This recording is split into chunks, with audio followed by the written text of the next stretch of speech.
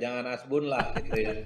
Jadi menterinya itu kalau mau bicara apapun harus terukur dan didasarkan atas hal-hal yang sudah dilakukan. Jangan sampai presidennya itu sering memberikan arahan terukur, arahan terstruktur, bagus, maksimal, bekerja untuk rakyat, tapi menterinya itu tidak bisa mengikuti speednya. Mas Adi, kalau kita menengok setahun ke belakang gitu, atau mungkin 1,5 tahun lah deh, dari Desember sampai Oktober 2024, Desember 2005 sampai Oktober 2024, apa kinerja menteri yang harus berubah di tahun ini? Apakah mungkin jangan lagi lah pencitraan atau hal lain, atau mungkin jangan lagi lambat gitu dalam merespon bencana, atau seperti apa nih Mas yang perlu jadi perbaikan di tahun ini? Tapi menurut aku satu sih, jangan asbun.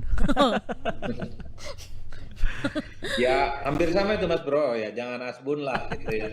Jadi menterinya itu kalau mau bicara apapun harus terukur dan didasarkan atas hal-hal yang sudah dilakukan. Jangan sampai misalnya sesaat setelah adanya bencana banjir dan longsor di Sumatera, bilangnya ini hanya mencekam di media sosial. Itu nggak bagus, itu tidak bagus. Jangan lagi misalnya ada kesan menyepelekan bantuan dari luar, kok sedikit kira-kira begitu ya. Itu hal-hal yang mesti dihindari. Sekalipun bangsa kita ini adalah bangsa besar, bangsa yang hebat, kira-kira begitu, bisa menanggulangi persoalan yang ada di Indonesia seperti bencana itu bisa kita lakukan, tapi menteri itu sebisa mungkin jangan menyepelekan jika ada bantuan dari luar. Kan yang hal-hal yang semacam ini mesti dikurang-kurangin lah, karena kalau kita menjujur ya dalam sistem politik yang modern seperti di negara seperti Indonesia, 60% kesuksesan sesuatu itu kan sangat juga ditentukan bagaimana model komunikasi yang dimiliki oleh para pembantu presiden ini.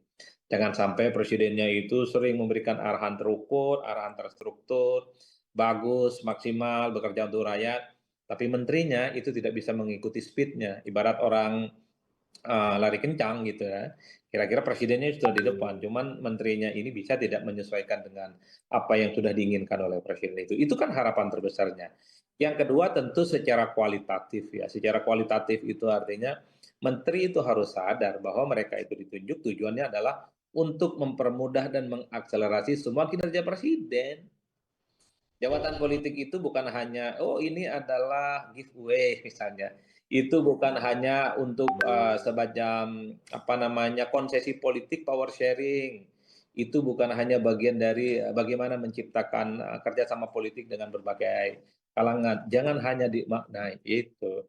Karena setiap pekerjaan pejabat publik, sumpah dan jabatannya itu di bawah kitab suci, konsekuensinya adalah dia itu diperintah dan ditunjuk adalah untuk bekerja demi kepentingan rakyat, bukan untuk kepentingan yang lain. Jadi sekalipun tidak ada instruksi secara spesifik, sekalipun tidak ada arahan-arahan yang dilakukan setiap saat, mestinya ya menteri memang harus melakukan manuver dan inovasi sesuai dengan tanggung jawabnya. Presiden tadi menyinggung, menteri itu jangan nunggu perintah dari atasan. Inovasi yang dilakukan, kira-kira begitu, tindakan-tindakan yang sifatnya inklusif, itu mesti ditunjukkan sebagai wujud bagaimana menteri itu memang cukup bisa diandalkan kinerjanya tanpa harus menunggu setiap saat arahan yang diberikan oleh pemimpinnya. Kan kira-kira begitu. Oke, oke. Jadi masalah Ya, komunikasi dan sadar diri gitu bahwa dia tuh ditunjuk sama presiden gitu. Nah, tapi kalau itu untuk dari menteri ya, kira-kira sektor apa sih Mas Adi yang perlu jadi perhatian di tahun 2026 ini? Kalau kita melihat 2025 kemarin kan kayak masalah perekonomian harus jadi ini ya perhatian, karena kan pertumbuhan ekonomi jadi belum sesuai target misalnya seperti itu. Atau ada sektor lain yang mungkin perlu digenjot nih di tahun ini Mas Adi? Saya kira banyak hal ya, multisektor. Pertama tentu ekonomi masih diharapkan terus tumbuh. Bukan hanya 5, sekian persen, kalau bisa jadi 6%. Dan yang paling penting harus dipastikan bahwa pertumbuhan ekonomi itu ya tumbuhnya ini merata di semua tempat. Kalau tumbuhnya hanya di Jakarta kan ini sama saja mengulang dari peristiwa-peristiwa yang sebelumnya. Yang kita harapkan tentu pertumbuhan ekonomi itu terdampak kepada masyarakat yang selama ini memang tidak pernah tersentuh. Yang kedua di luar ekonomi adalah hal-hal lama, ya pekerjaan, kemudian kemiskinan dan pengangguran harus dihilangkan. Kalau mau ditambahkan lagi tentu belakangan ini adalah soal bagaimana demokrasi kita harus dicunjung secara signifikan. Ya ini menjadi perhatian serius. Pertama adalah pada aspek kebebasan untuk menyampaikan ekspresi, termasuk juga soal pertaruhan bagaimana pemilihan kepala daerah tetap langsung atau dikembalikan kepada DPRD. Ini kan ada hal-hal yang di bidang demokrasi menurut saya untuk sustainabilitas bagaimana sistem politik yang kita bangun selama ini tentu juga harus bisa dipikirkan secara signifikan. Apakah betul bahwa di tengah evaluasi dan kritik terkait dengan pilkada dipilih langsung, jawabannya adalah DPRD. Kan tidak sesederhana itu saja.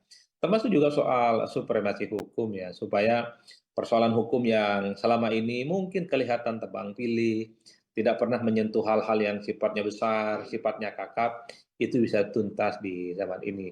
Jadi all in, dan yang paling penting kalau kita mau jujur, sebenarnya mungkin isu ini adalah isu yang tidak populis tapi signifikan untuk sustainabilitas bagaimana pembangunan Indonesia di masa yang akan datang adalah kepedulian kita terhadap lingkungan. Jadi peristiwa yang ada di Sumatera itu kan salah satu faktornya adalah soal deforestasi. Ini tentu menjadi hal-hal yang penting, harapan terbesar kita. Isu lingkungan ini adalah menjadi isu utama yang mungkin bisa disejajarkan dan disejajarkan dengan isu-isu penting lain seperti ekonomi. Saya kira di situ. Mhm.